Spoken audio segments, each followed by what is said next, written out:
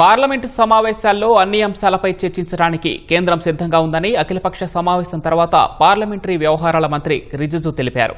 నియమాలు సంప్రదాయాలకు అనుగుణంగా చర్చలు ఉంటాయని చెప్పారు.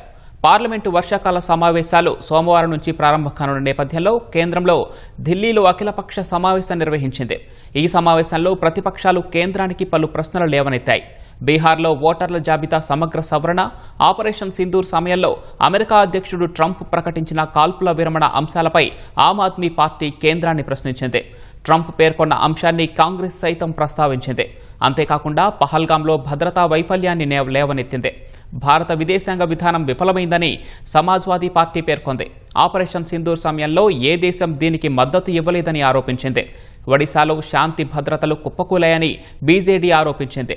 ఒడిశాలో బీజేపీ ప్రభుత్వం విఫలమైందని, నిస్సహాయంగా మారిందని విమర్శించింది. పార్లమెంటు వర్షాకాల సమావేశాలు సోమవారం ప్రారంభమై ఆగస్టు 12 వరకు కొనసాగనున్నాయి.